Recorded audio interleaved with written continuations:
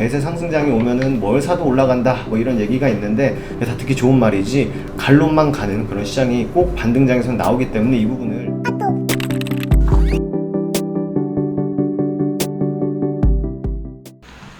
반갑습니다. 허브경제TV 서현도입니다. 이번에 같이 볼 종목은 대한항공이고요. 대한항공 관련해서 뉴스 하나 보도록 하겠습니다. 대한항공 국제선 해부 박차 A380 운항 재개 이렇게 나와 있네요. 국제선 노선에 A380이 추가로 투입되나 봅니다. 네, 이쪽에 뉴욕행 대한항공 A380 여객기가 인천공항 이륙하고 있다고 사진으로 딱 나와 있네요. 여름 휴가철을 맞아 급증하는 여객 수요에 대비하기 위해서 이제 본격적으로 휴가철이죠.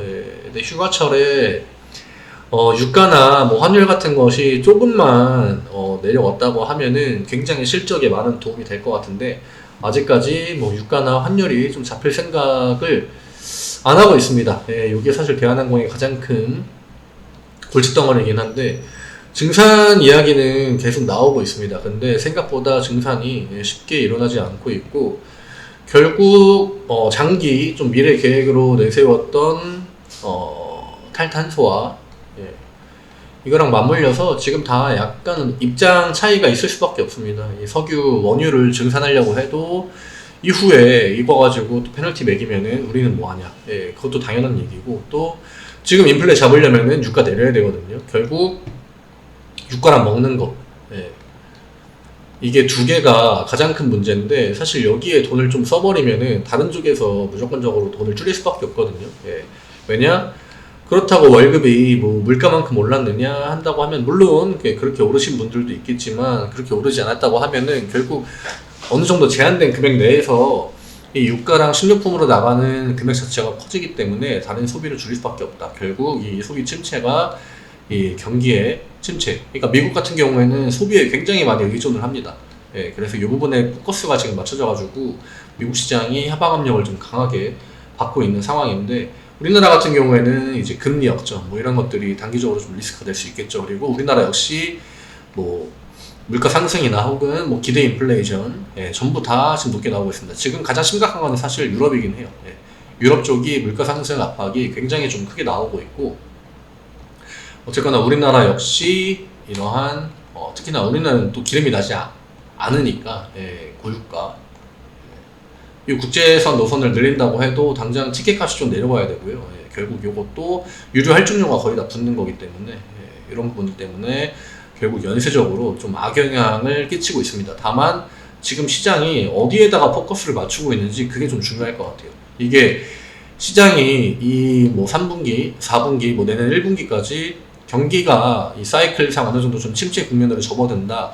여기에 포커스를 맞추고 지금 시장이 움직이고 있다고 하면은 결국 유가도 어느 정도 이 하방에 걸 수 있는 게 맞거든요. 근데 지금 굉장히 다 애매모호합니다. 실적이 지금 당장 좋아도 주가가 안 오르는 종목들이 굉장히 많고, 그러니까 뭐 미국 시장이든 우리나라 시장이든 이번에 나오는 실적 발표들을 약간 좀 무시하면서 가고 있어요. 그러니까 1분기, 2분기, 3분기, 4분기인데 요 포커스가 지금 당장 요 2분기, 3분기 넘어가는 요 부분에 포커스를 맞추는 건지 혹은 이 조금 더 먼 미래에 경기 침체가 온다고 가정하고 요 3, 4분기 요쯤에다가 포커스를 맞추는 건지 요거를 구분하기가 굉장히 힘든 상황입니다.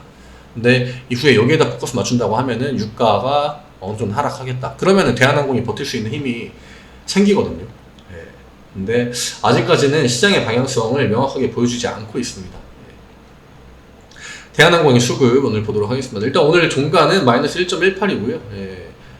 그냥 어느 정도 지수만큼 또 하락을 했습니다. 이 분봉상의 흐름도 전형적인 그냥 지수 따라 움직이는 그런 액션들이 나왔고 일단 개인 매수가 또 들어갔습니다. 외국인은 매도를 했고 기관이 매수를 해줬는데 금투 쪽에서 물량이 많이 나왔고 투신이랑 보험, 사모펀드, 사실 사모펀드는 이 경영권 이슈가 계속 있기 때문에 그렇게 크게 의미를 두진 않겠습니다만 연기금 이틀 동안 매수해줬고 요거는 좀 긍정적으로 볼 수 있습니다. 연기금은 최근에 기존에 자기들이 이제 매수하는 종목에서 계속적으로 좀 매도의 포지션을 잡고 있기 때문에 대한항공으로 연기금이 다시 한번 돈을 넣고 있는 것이 아닌가 이렇게 생각해 볼 수 있겠죠. 이틀 동안 들어왔습니다. 지금 이게 3일, 4일, 5일이 되면은 결국 이러한 것들이 이 대한항공 주가가 25,000원 밑으로 빠지려고 할 때 다시 한번 반발 매수를 넣어줄 수 있는 이러한 좀 방패 같은 그런 역할이 되지 않을까 이렇게 보고 있습니다.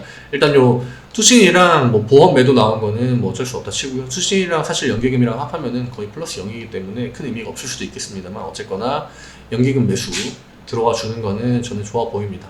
예, 투신도 사실 이전에 그렇게 뭐 강한 매수를 보여주진 않았고 다만 최근에 한 6거래일 정도 매수를 조금 강하게 보여주긴 했습니다만 어쨌거나 오늘 3만 주를 매도했기 때문에 이런 것들은 이틀 3일 동안 매수한 양을 그냥 한 번에 날려버리는 거다. 예, 큰 의미는 없을 것 같고 금투가 오늘 좀 매수 많이 했습니다. 금투가 오늘 3전도 많이 샀거든요. 예, 좀 지수를 굉장히 좀 막으려고 했던 것 같은데 지금 2차전지를 버리고 3전으로 가서 대량의 매수를 했다.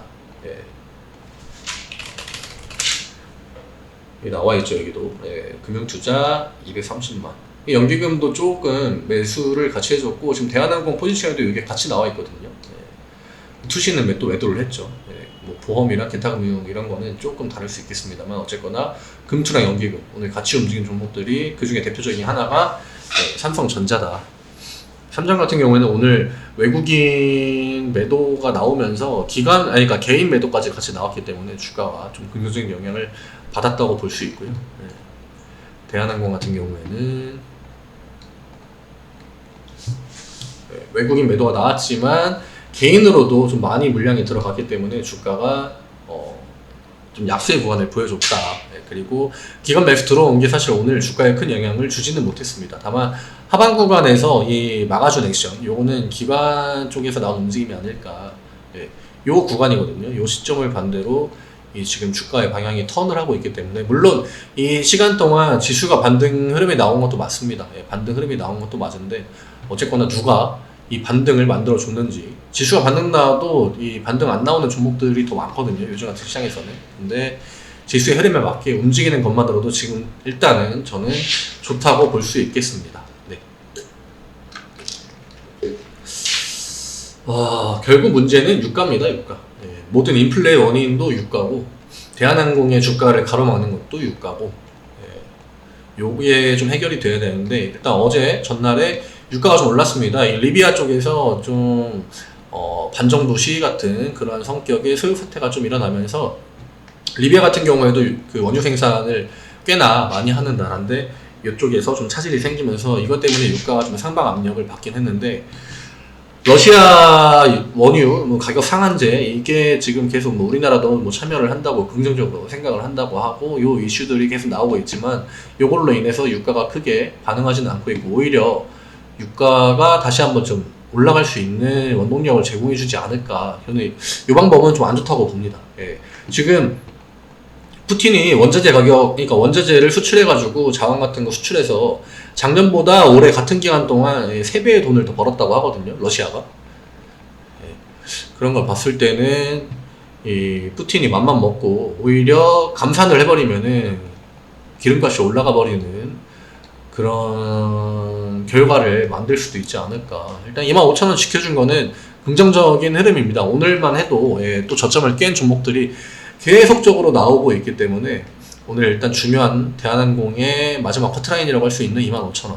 이 구간이 무너지면 심리가 조금 무너질 수 있다고 제가 계속해서 말씀드리고 있고요. 여기거든요. 그러면은 이 밑에 구간으로 다시 한번 22,500원 혹은 22,000원 23,000원 라인까지 열어둬야 되기 때문에 지금은 유가가 좀 빨리 떨어지길 기대하는 수밖에 없다. 그리고 기관, 연기금 오늘 이틀 들어왔거든요. 연기금이 3일, 4일 동안 계속적으로 좀 들어와 준다고 하면은 주가가 좀 밑으로 빠지려고 할 때 요거에 대한 반발 매수를 계속적으로 좀 넣어주지 않을까 이렇게 좀 기대를 하고 있습니다. 투신이 매도만 조금 멈추고 연기금이 매수세만 유지해 준다고 하면은 저는 대한항공이 25,000원에 대해서 시장의 하방 압력을 조금 견딜 수 있는 힘이 생기지 않을까. 네, 그렇게 보여집니다. 오늘 영상은 여기에서 마무리를 하겠고요. 네이버 에어컨운전TV 검색해서 들어오시면은 저희 뭐 카카오톡 친구 추가하는 방법 이렇게 그림으로 나와 있습니다. 4층 채널 조심하시고 카카오톡 친구 추가하셔서 편하게 뭐 무료체험 관련 혹은 뭐 대한항공 관련 어떠한 문의는 편하게 주시기 바랍니다. 내일 이 시간에 또 인사드리도록 하겠습니다. 감사합니다.